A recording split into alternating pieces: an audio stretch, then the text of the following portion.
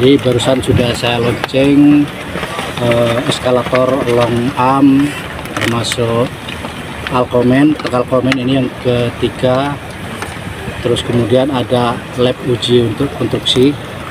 Jadi semua ini dalam rangka untuk bagaimana jalan mantap yang ditargetkan oleh pemerintah kabupaten termasuk pusat, termasuk harapan masyarakat agar segera terselesaikan.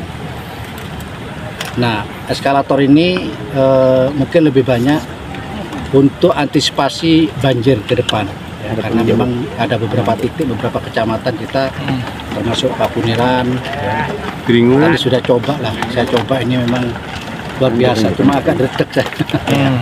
Saya coba nanti, insya Allah ini kalau ya perlahan kita telateni, ya perlahan kita pergunakan untuk secara rutin, maka di saat nanti musim hujan insya Allah akan terkurangi, ya syukur-syukur sudah tidak ada lagi banjir bandang. Kemudian yang Alcomen ini yang ketiga, ya. Dari ketiga itu sudah saya sampaikan ke Dinas PUPR untuk berbagi lahan. Jadi berbagi lahan di Tongas, mungkin daerah barat lah, atau kemudian tengah, kemudian timur. Harapannya Alcomen ini dalam rangka pemeliharaan. Kalau dulu mungkin pemeliharaan itu masih harus menunggu pengadaan tahun depan.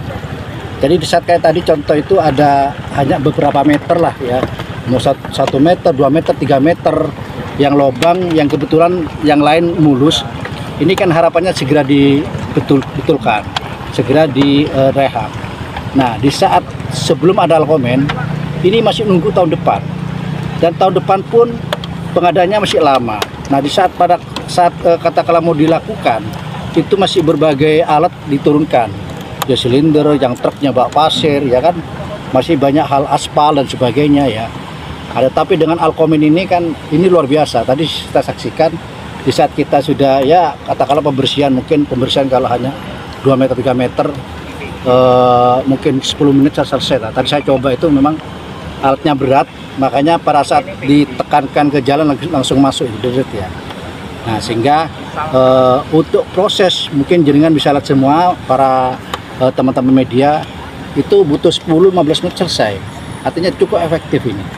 Cukup efektif, dan ini salah satu tindak lanjut yang kami lakukan bersama tim karena banyaknya lapor Anda, dan alhamdulillah lapor Anda sudah mulai berkurang karena ini terus berjalan, ya, berjalan karena untuk urusan infrastruktur ini jalan kapanpun kita susah untuk betul-betul semua mulus, ya, karena proses perjalanannya kendaraan kadang-kadang banyak yang lebih dari kelas jalan. Apalagi sekarang ini ada beberapa jalan titik yang dipakai dump truck untuk tol. Nah, sementara itu kita biarkan dulu karena nanti ada MOU. Kalau kita bangun ya rusak percuma. Jadi kita fokus di luar itu. Kemudian di situ juga tadi kita lonceng masalah lab, ya, laboratorium untuk uji produksi. Ini salah satu harapan kita. Pembangunan infrastruktur masalah jalan paling tidak ada standar-standar yang harus kita lalui.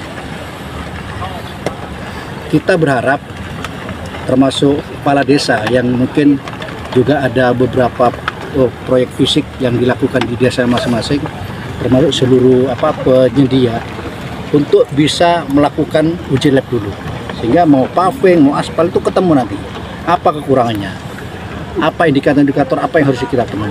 Nah, semua harapan yang kita lonceng hari ini untuk bagaimana infrastruktur ke depan berkualitas. Yang jelas itu tindakan pertama. Kalau nanti katakanlah itu bisa dan tidak bisa, itu maka kita akan masukkan ke pengadaan nanti, ya. Tetapi sementara kita harus talangi dulu. Nah, pada saat nanti di lubang-lubang kecil itu agak banyak, maka mau tidak mau tahun depannya kita anggarkan untuk total. Jadi artinya lubang-lubang kita hindari. Kenapa? Yang pertama untuk menjaga kualitas jalan tetap biar tidak rusaknya melebar. Yang kedua menjaga keselamatan warga yang lalu lintas. Yang ketiga untuk mempercepat proses transportasi untuk menyeimbangkan untuk masalah peningkatan wisata termasuk perekonomian. Tapi saat ini juga setiap hari bergerak dari lokasi-lokasi jalan yang harus diperbaiki. Nah, dengan adanya Alpomen ini otomatis akan menambah luasan jangkauan pelayanan penanganan kerusakan yang ada di wilayah. Jadi tambah satu dan lebih efisien lagi, lebih Alpomen lagi, saya kira juga lebih mempercepat penanganan kerusakan skala ringan jalan. Dan kalau kita lihat saat ini mungkin di Laporkanda sudah sangat-sangat berkurang laporan terkait dengan kerusakan jalan. Jadi itu menandakan bahwa pemeliharaan rutin kita terkait dengan jalan juga sangat bermanfaat untuk mengatasi kerusakan jalan skala ringan. Tentunya nanti kalau sudah kerusakannya perlu revitalisasi, perlu penambahan overlay, akan kita lanjutkan sesuai kemampuan dari anggaran dan prioritas dari jalan, apakah itu LHR-nya yang tinggi dan juga terkait dengan peningkatan perekonomian maupun objek wisata yang ada di kabupaten. Tentunya sangat menunjang, dan harapan kami monggo dari masyarakat juga memanfaatkan.